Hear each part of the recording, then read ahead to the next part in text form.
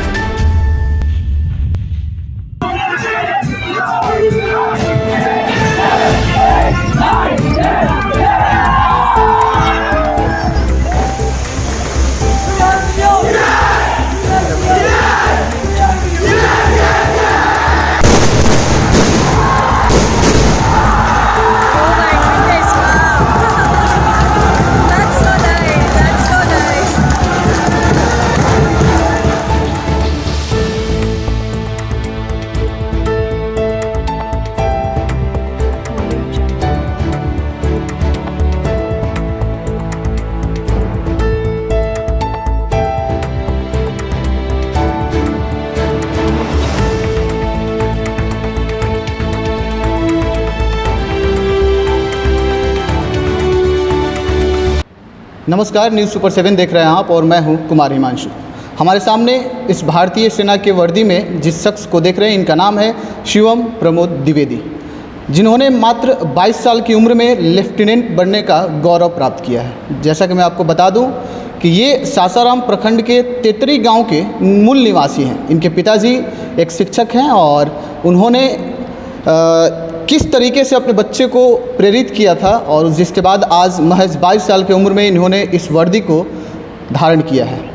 एक छोटी सी लाइन है जिसको कहा जाता है लेवर नेवर गो इन वेन, मेहनत कभी बेकार नहीं जाता।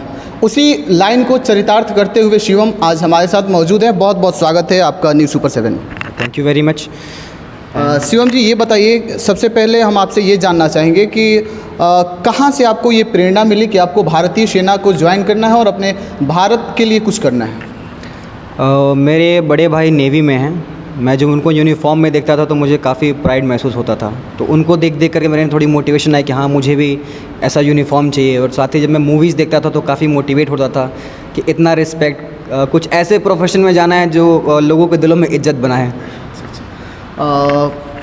ये रही आपके मोटिवेशन की बात। आपने प्रारंभिक शिक्षा कहाँ से शुरू की और वो कौन रहे जो कि आपके शिक्षण के दौरान आपके मार्गदर्शक के रूप में उन्होंने काम किया? मेरी प्रारंभिक शिक्षा सासाराम से हुई है। मैंने 10th राजेंद्र विद्यालय से किया, 11-12 मैंने ABR फाउंडेशन से किया और कोचिंग मैंने केमिस्ट्री पढ़ा संजीव सर के पास, मैथ्स और फिजिक्स पढ़ा संतोष तिवारी सर के पास। मेरे पिताजी खुद एक मैथ्स के शिक्षक थे, तो मुझे 10th तक किसी कोचिंग में जाने की ज़रूरत नहीं पड़ी। जब मुझे ऐसा फील हुआ कि 10th के बाद सिलेबस बढ़ रहा है, चीज़ें नई नई हैं आ रही हैं और केमिस्ट्री मेरा थोड़ा वीक पॉइंट था, तो मैंने संजीव सर के पास 10th क्लास से ही पढ़ना शुरू कर दिया था। ऑल्दो ये 11-12 के टीचर थे, बट मैंने 10th क्लास से इनको अप्रोच किया और 3 साल मैंने इस कोचिंग में समय निकाला और काफ़ी चीज़ें आसान हो गई मेरे लिए। केमिस्ट्री में अच्छा खासा नॉलेज हो गया मुझे। और इसके बाद मैंने फिर एसएसबी की तैयारी की। मैं 15 दिन के लिए दिल्ली गया। मुझे पता चला कि एसएसबी TS एंट्री होती है, इसमें एसएसबी की तैयारी करनी पड़ती है। फिर मैं 15 दिन के लिए दिल्ली गया, वहाँ से मैं सीख करके आया कैसे प्रिपेयर करते हैं और फाइनली मैं क्लियर कर पाया। शिवम जी, जैसा कि आपने बताया कि आपके मोटिवेशन के जो भी दौरान, शिक्षण के दौरान कौन आपके मार्गदर्शक रहे, मैं एक चीज़ जानना चाहूँगा क्योंकि कहीं ना कहीं आप उस मिट्टी से बिलोंग करते हैं, उस जगह से बिलोंग करते हैं जहाँ पे कि बहुत सारा हुनर है, बच्चों में बहुत सारा स्ट्रेंथ और स्टेमिना है, लेकिन कुछ ऐसी चीज़ें होती हैं जिसके वजह से कहीं ना कहीं वो बच्चे पीछे रह जाते हैं और अपने लक्ष्य को भेद नहीं पाते हैं या लक्ष्य को हासिल नहीं कर पाते हैं। क्या कहेंगे उनके लिए? जी हाँ, इस बात से मैं भी इत्तेफाक रखता हूँ कि ये जो जिस इलाके से हम बिलोंग करते हैं, यहाँ पर पोटेंशियल की कोई कमी नहीं है। बहुत अच्छे स्टूडेंट्स हैं, बहुत अच्छे पोटेंशियल वाले हैं। कमी है मार्गदर्शन की और जिस तरीके से ये तैयारी करते हैं थोड़ी सी उसमें। जब मैं यहाँ पर था तो मैं भी क्लूलेस घूम रहा था कि हाँ, अफसर तो बनना है, बट बनना कैसे मुझे भी नहीं पता था। सो मैंने अपने भैया की हेल्प ली, उन्होंने किसी और से पूछा, वो फ़ौज में थे तो उन्होंने अपने कमांडिंग ऑफिसर से अप्रोच किया, उन्होंने पूछा किस किस तरह से तैयारियाँ होती हैं।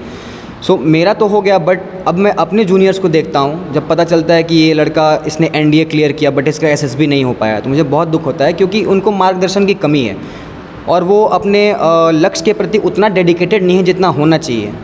फ़ौज एक ऐसा प्रोफेशन है, एसएसबी क्लियर करना एक ऐसा प्रोफेशन है कि इसमें आपको इसके पीछे पागलों की तरह रहना पड़ेगा, सिर्फ टैलेंट से काम नहीं होता। ये एक ऐसा एग्ज़ाम है जिसको एपीजे अब्दुल कलाम और अमिताभ बच्चन में क्लियर नहीं कर पाए थे। इसका मतलब ये नहीं कि उनमें टैलेंट नहीं था। एक कुछ दिनों से जैसा कि देखने को आ रहा है कि जो बच्चे हैं जिन्होंने रैलियां भर्ती देखी हैं, रैलियों के लिए सुबह से, चाहे वो किसी भी मौसम हो, गर्मी हो, जाड़े हो या बरसात हो, हर मौसम में वो दौड़ते भागते रहते हैं क्योंकि उनको सेना को ज्वाइन करना है। तो आखिर इस प्रोफेशन में वो कौन सी चीज़ है जिसके लिए बच्चे इतने पागल रहते हैं और उनमें इतना जुनून भर जाता है?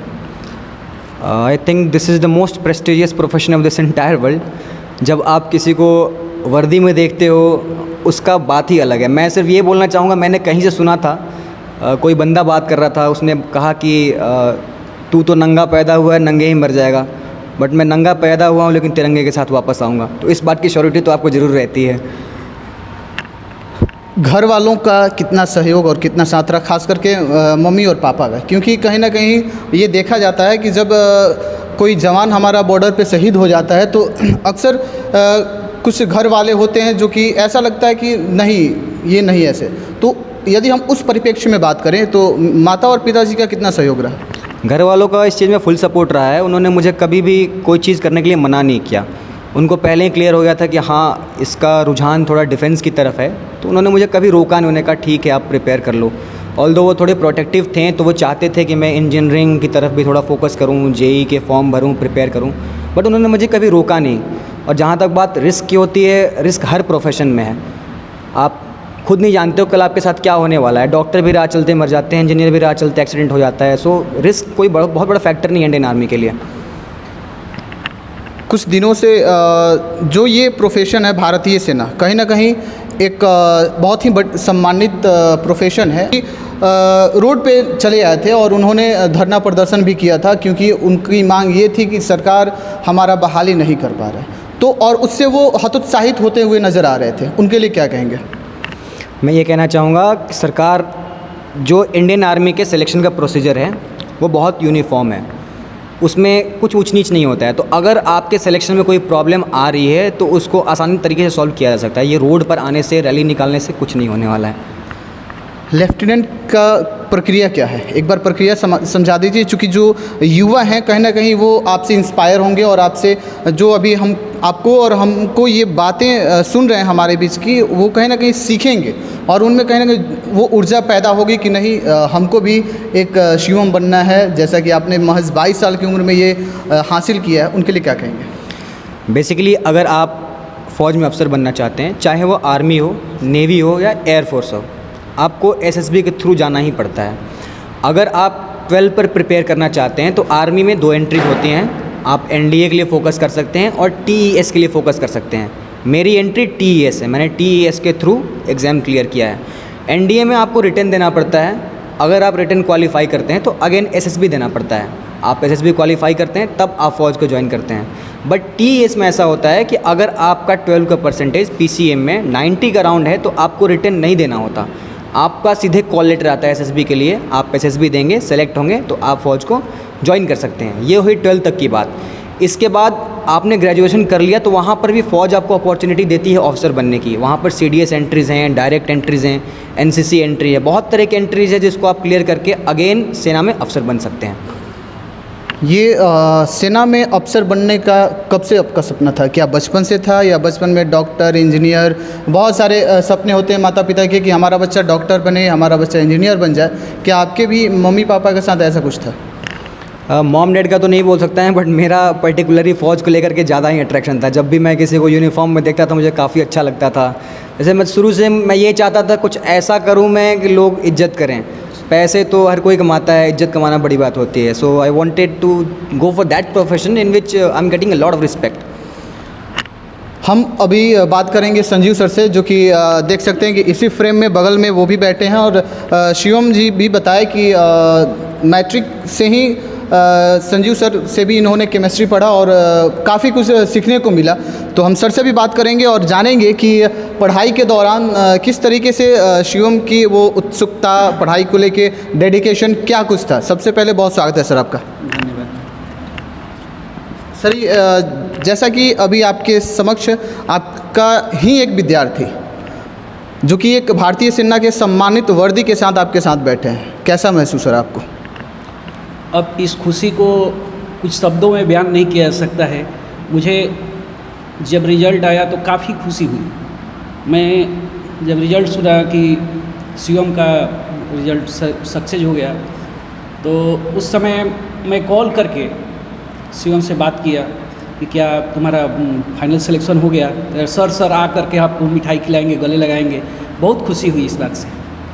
पढ़ाई के दौरान क्योंकि एक देखा जाता है कि यदि एक आम विद्यार्थी की बात करें तो कहीं ना कहीं उनमें बहुत सारी चंचलता पाई जाती है, बहुत सारे अलग अलग उनमें वो चीज़ें देखी जाती हैं जो कि एक विद्यार्थी जीवन में होता है। क्या शिवम के साथ भी ऐसा कुछ था? नहीं, शिवम में चंचलता नहीं थी, पढ़ाई के प्रति काफ़ी उत्सुक थे। शुरू से ही जब मतलब 10th क्लास में ये ज्वाइन किए थे, केमिस्ट्री का क्लास ही 10th क्लास में ही ज्वाइन किए थे और उसी समय 11th का सिलेबस पढ़ रहे थे और काफ़ी मेहनती। मतलब कि ऐसा नहीं लग रहा था कि हम 10th के बच्चे को पढ़ा रहे हैं, ऐसा लग रहा था कि शुरू से 11th क्लास के बच्चे को पढ़ा रहे हैं। और क्लास में भी परफॉर्मेंस द बेस्ट रहा और 2-3 बार तो हम खुद कोचिंग में अवार्ड दिए हैं, 10,000 का चेक भी दिए हैं जिसमें इनको 99% या 100% मार्क्स आया था किसी टेस्ट में। तो 2-3 बार तो ये खुद यहाँ पर भी टॉप कर चुके हैं, तो मुझे काफ़ी खुशी होती है देख करके।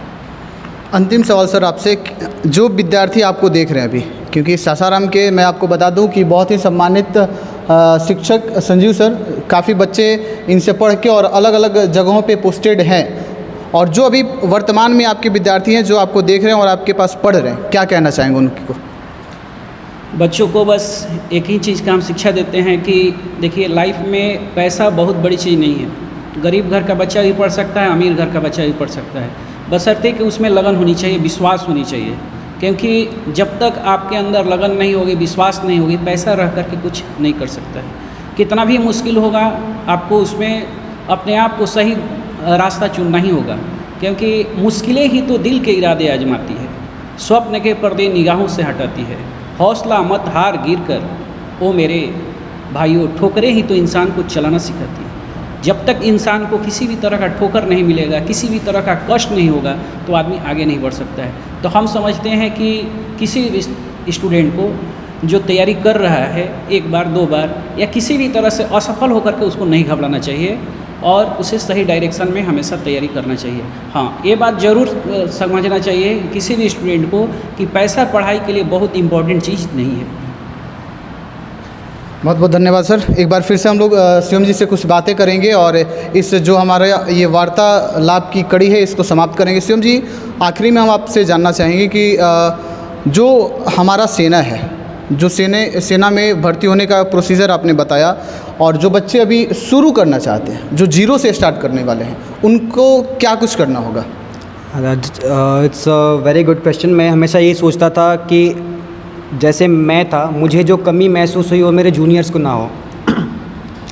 तो अगर कोई अभी 10th क्लास में है, 11th क्लास में है, 12th क्लास में है, अगर उसको डिफेंस में जाना है, ऑफिसर बनना है, तो उसको अभी से क्या करना चाहिए, मैं इस बारे में आपको बताऊंगा।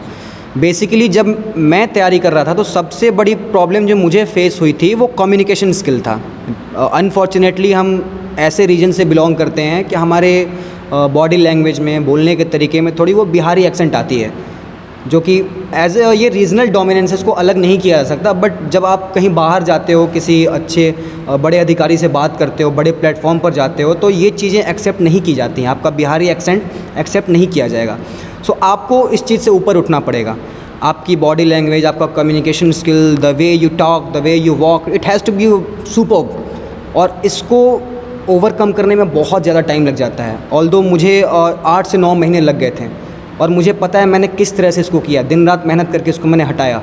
तो अभी से मैं ये बोलूँगा अपने जूनियर्स के लिए कि आप कुछ कर सकते हैं तो कम्युनिकेशन स्किल डेवलप कीजिए, अपनी बॉडी लैंग्वेज सही कीजिए, यही कह पाऊँगा मैं। बाकी एसएसबी का प्रिपरेशन हो जाता है, रिटन भी हो जाता है, बड़ी बात नहीं है, 1 साल बहुत ज़्यादा होता है। बट ये जो चीज़ें आपके साथ बाई बर्थ जुड़ी हुई हैं ये नहीं निकलती हैं, इसके लिए आपको बहुत ज़्यादा प्रिपेयर करना पड़ता है।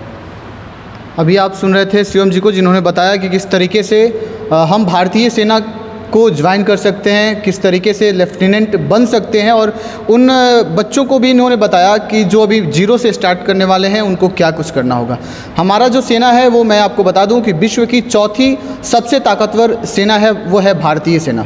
और कहीं ना कहीं ये भारतीय सेना ही हमें गर्व की अनुभूति कराती है। यदि हम रात को सोते हैं या फिर निश्चिंत कहीं अपना कामकाज करते हैं तो कहीं ना कहीं इनकी ही उसमें भागीदारी होती है। और ये भी यही वो लोग हैं जो कि सुनिश्चित करते हैं कि नहीं, मैं हूँ, आप आराम से रहें। और हमारे भारत को, हमारे भारत माता के झंडे को सर आँखों पर उठाकर और उस बॉर्डर तक इन्होंने ही उसको रखा है और कहीं ना कहीं उसको बचा के रखा है।